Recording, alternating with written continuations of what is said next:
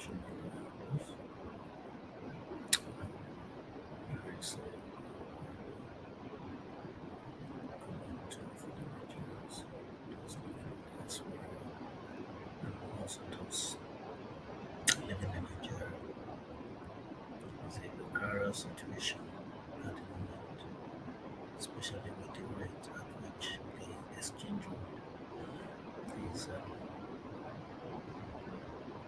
the rate at which the exchange rate is being managed. It's like it's on a free fall at the moment. As a result of this rate or changes has compounded Nigerian problem. I think there should be a solution to this. I think the government must come up with a solution that is time that is of essence to our people, that will not end up making many Nigerians vulnerable. I understand that we've seen people splashing money in parties and all that, but these are just possibly 2% of the entire population of the country. Things are pretty very, very hard at the moment because since the announcement of the removal of subsidy a while ago, about 6 months or 8 months thereabout, with the coming of this administration, that has heightened the cost of living in terms of, aside heightening the cost of living, it also affected, what's it called, the cost of business as well, because most companies likely rely on the use of fuel,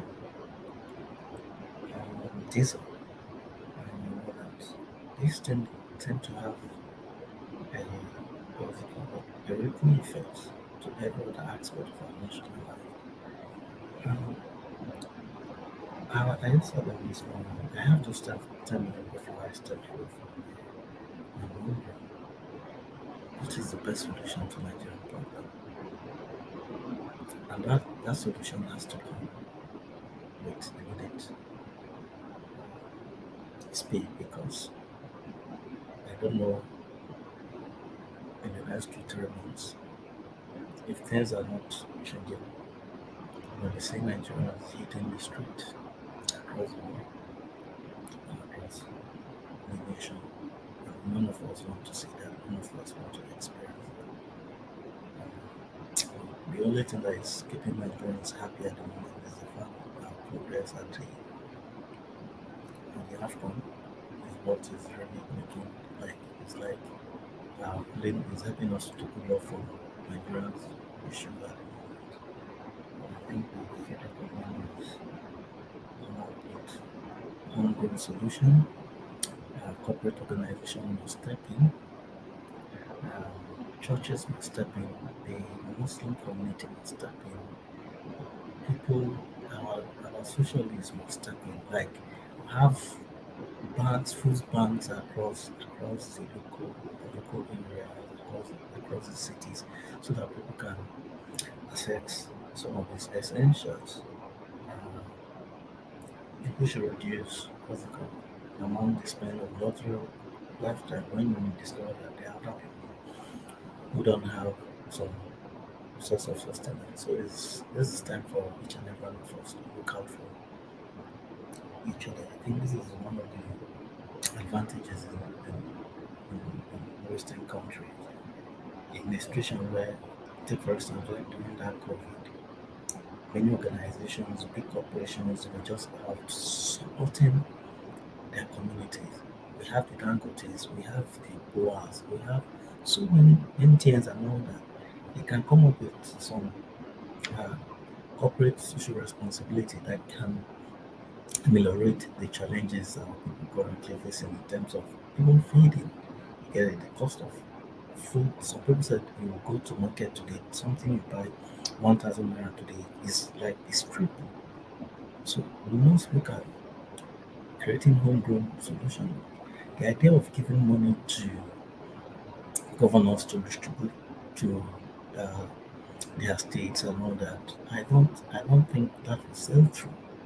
You see, these governors are well known for their own peculiar objectives, like siphoning these monies, putting them in safe haven so that by the time they leave power, they can start living large and all that. The government should not start thinking in that direction. This idea of giving 9 billions to one particular governor per month that he should use it to support the vulnerable in the community is not the solution. These things we have done it over and over again. We've practically gone through this process on many occasions, and you discover that it's just 1% that is getting access to these funds in the community. The government must come up with a robust policy. You see, the challenge with Nigeria is that we don't have any policy. We don't, even when we have, we don't implement them, and it's so sickening and it's so annoying. If the nations are driven with data today, we don't need money to be passed to governor to share to anybody. All they need is to create avenues of the vulnerables in our communities. Let's create an eligibility criteria for people. Those who qualify for this money can directly get this their money. Not that people you give money to politicians, they go and share it among their political patronage, entourage, and they say they've done something. This thing is biting hard, and we could see the ripple effect on our security infrastructures. You could see the ripple effect on how people are living. The government must, in all honesty, must come up, must create a solution for people as quick as possible. If this government want to survive the 4 years, they must come up with immediate. I think Nigerians are very resilient kind of human being. I'm telling you, with all the difficulties you see Nigerians are experiencing, you never see a person they come up to this thing, person they hang himself somewhere and all that. With all the things happening in our country in terms of starvation, in terms of poverty and all that, we will always believe that there is hope. I just sat down and I started making like a flashback of successive governments we've had since the coming of democracy from 1998. And I began to look at APC as a government from Buhari's time to date, and I began to look at the difference between those parties, PDP and APC. We've not been able to maximize these opportunities that the democratic system provided to us. We just allow things to slide. And I just now I'm like, do you know that there's a tendency that if care is not taken, the same thing will be applicable to Tinubu's government. He will just veto out after 4 years or ask for another 10. And Nigerians will remain. We can't continue this way. One, we must look at homegrown solution. Funds for the vulnerable must get to the people that really needs the funds. Not those who are already eating, not those who are well fed already, not those who are well fed already. These funds must directly get to the people. I think somebody have just sent a comment.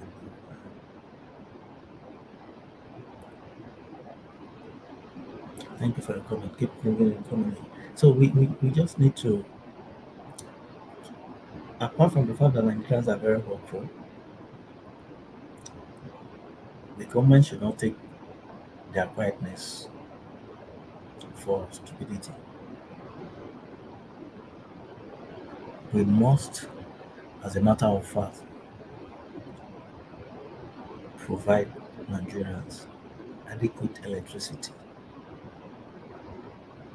Whatever it takes, whatever it takes, Nigerians should not be in total darkness anymore. Even at this time of age, we have all the resources. The free zone is there.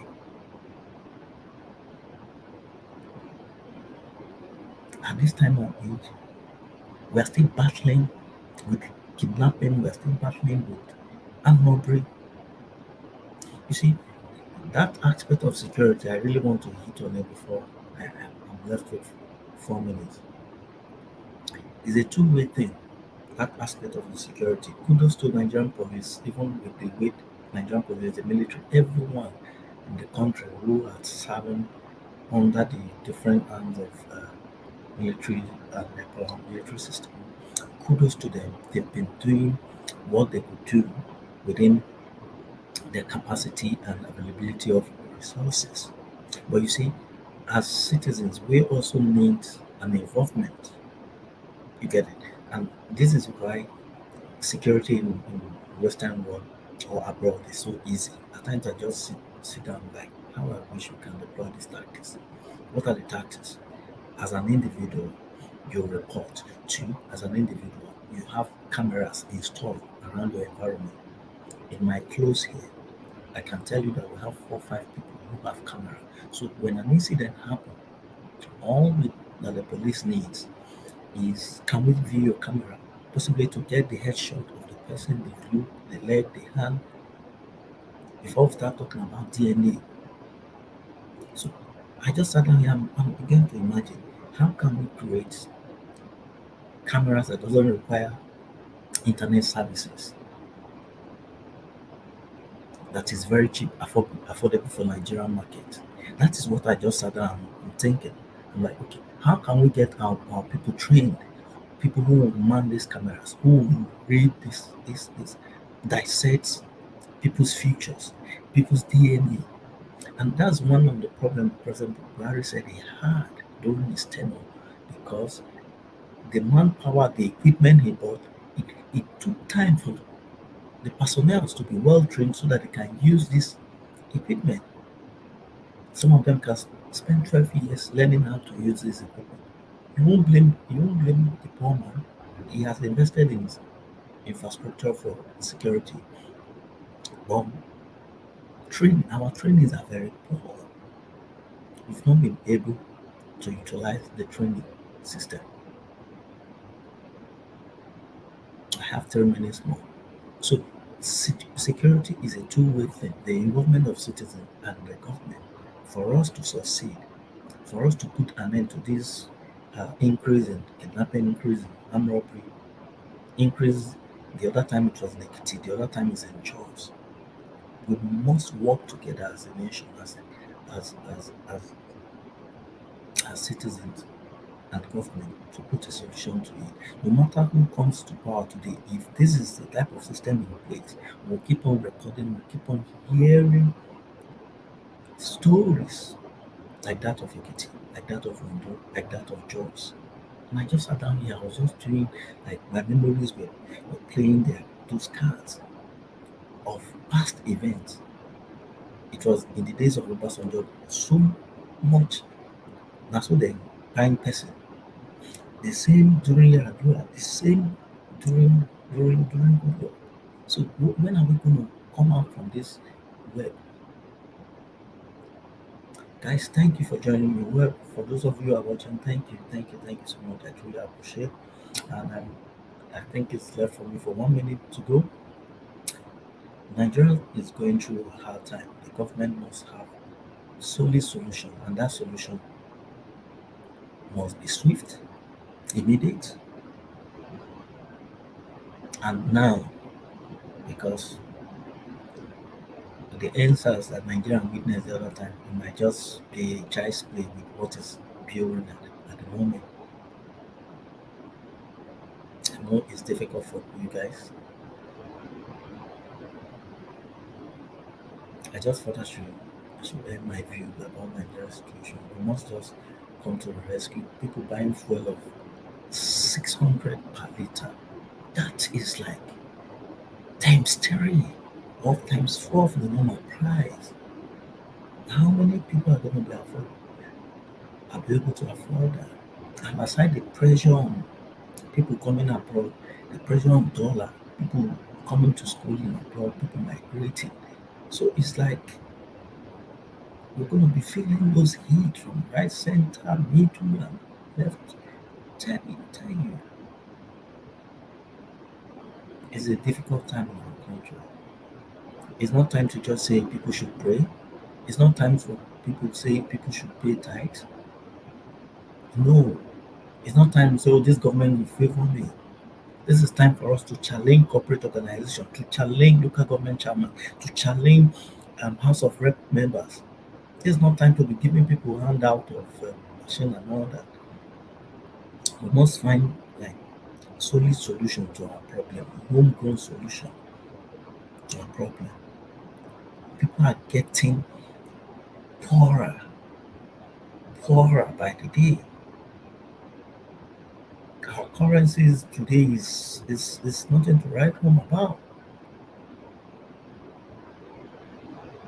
You see, it doesn't make difference for those who are abroad too. And that's what I told my friend. The fact that you're abroad, don't even think it's not affecting you. It's affecting us one way or the other.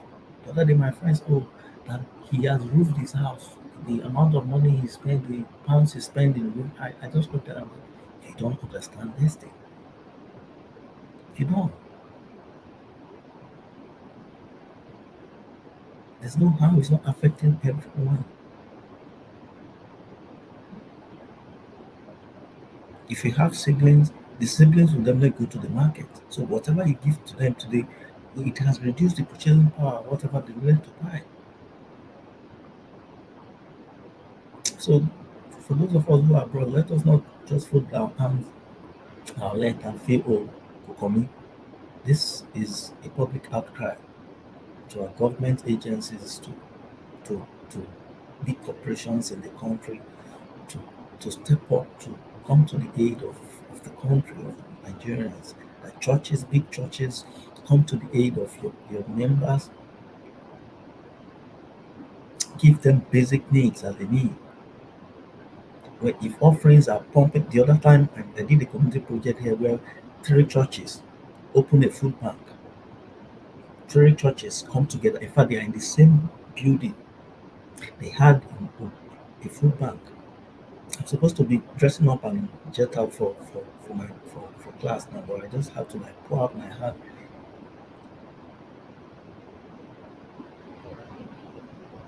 It's a very sad situation in our country. The only thing that's making everyone happy is the fact that we're making progress with AFCON. After AFCON, I tell you,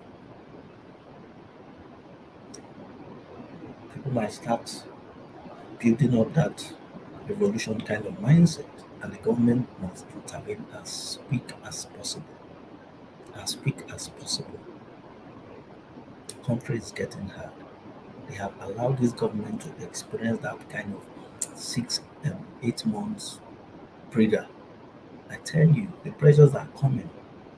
I'm seeing the PDP is hitting newspaper with all sorts of this thing. So the government must not wait until the, the country is tense before they start thinking out of the box. Guys, I need to go till I come your way again. We might continue this conversation some other time again. Thank you for joining me. I don't know those who were watching. I've seen a couple of people stop by. Thank you for watching, and I'll leave you guys at this point. You have a wonderful day. Cheers. Bye bye.